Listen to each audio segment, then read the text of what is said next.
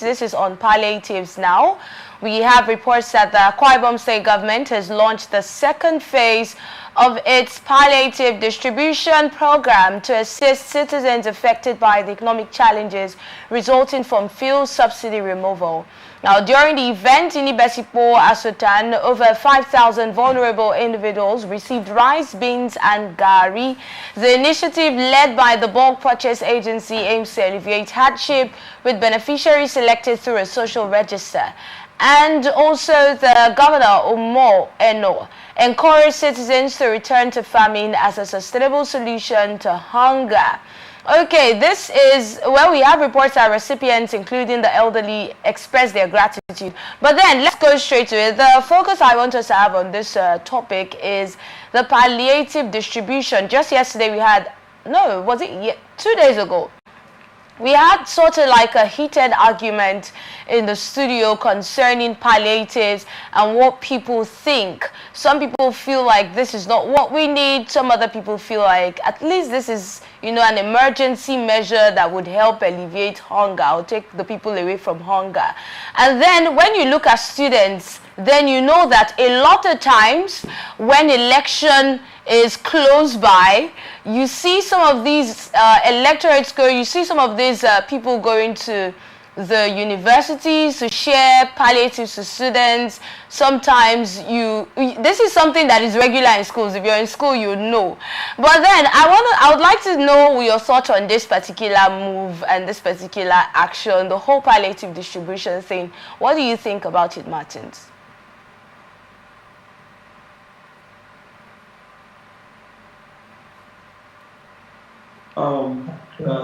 Thank you very much. First of all, the issue about palliative, I think it's become too much. It's becoming too much of our government, from the federal to state and even local government. The past 1 year has been a downpour of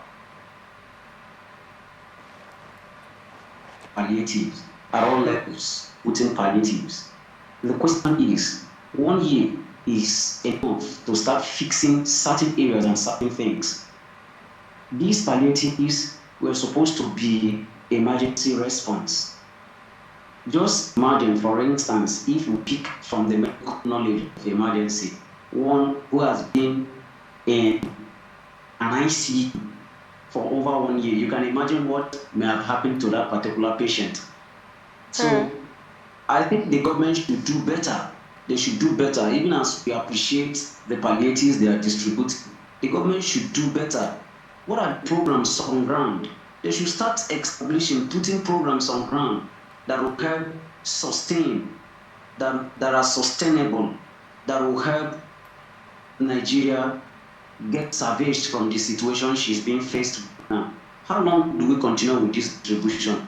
I think we should start thinking about palliative, thinking from distribution of palliatives to other sustainable programs that can help us get out from the mess we are currently. So you don't think the government is carrying out any sustainable program that would help us get out of the, according to your words, where we are at the moment?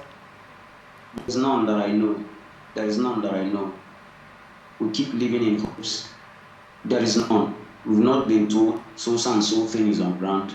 1, 2, 3, 4, 5, this and that is on ground. It's not just make promise, things that we can see, things that are around our environment as we travel from state to state, activities that are already on ground that we are seeing, that courtesy of these activities in the next 2, 3 months or 1 year as the case may be, that will be going out from what or the state we are now. I can't remember coming through any. Okay, all right, Martins, are there particular moves or programs that you'd like to suggest that as a Nigerian you'd want to see going on right now? Like you said, not just promises, not just talks in conferences, we're talking about actual activities. Are there any programs that you think you are supposed to be, or we Nigerians are supposed to be seeing, in action right now? Before now, we've met in this too, and we discussed exhaustively. And we all agree that if there is anything the nation needs now, it is embarking on agricultural programs. we need to embark on agricultural programs. Okay. There are arable lands in the north and the south.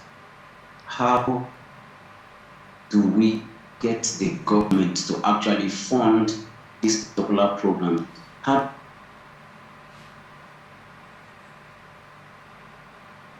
do we convince individuals, how do we convince Nigerians to participate in this program? By so doing, you see surplus of food in the land. Nigeria is so blessed in terms of land, okay, or when it comes to land. So that shouldn't be a problem. It is now funding, putting in money.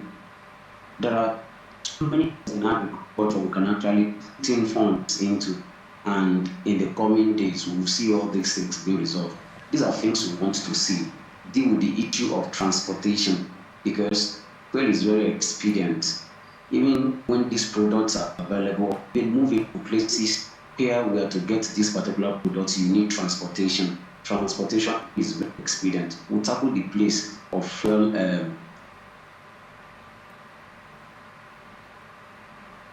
cost in petrol price, and do all these things. We begin to see positive response in our economy, and some of this will begin to fizzle off. All right, Martins, you've mentioned agriculture and you've mentioned fuel price, the scarcity that's going on, and all of that is sorted. But let's start with agriculture. We know that there are certain programs that the government has funded or are funding currently on agriculture. But where do you think the focus should actually be? Should it be on security first? I mean, securing these farmlands, and even the people who are already, practicing, even the people who are already on the farm. Some of them there are reports of them running away from the farmlands due to security issues. Should we focus on security issues first, or should we keep pushing or pumping money into different agricultural programs at this time? Okay, I think you got a point there. Security is very, very expedient for anything we want to do in this particular country. Security is like the foundation upon which every other thing is being laid.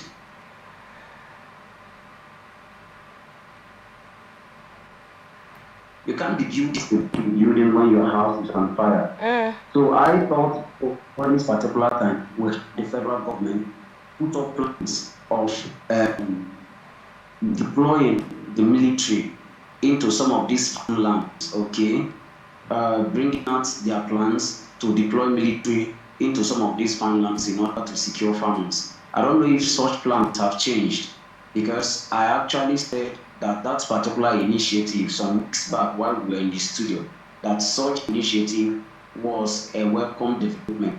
So if government goes goes with that particular initiative of deploying the military at strategic points using modern technology to tackle insecurity, it's going to give the farmers the sense of belonging. It's going to give a sense of safety. Then they push in funds, because if you're going to push in funds into a business or a program, you know that it's not going to be secured, then everything you're doing is just effort in futility. So security is very, very expedient. It's very pertinent that we tighten up the place of security in most of these are farmlands. All right, let's move to transportation that you mentioned. We've heard reports about the CNG vehicles and conversion from petrol to gas for some of these vehicles. Yes, we'll go further into that story, but since you mentioned transportation as the issue, maybe we should even leave it for when we get to talk about that.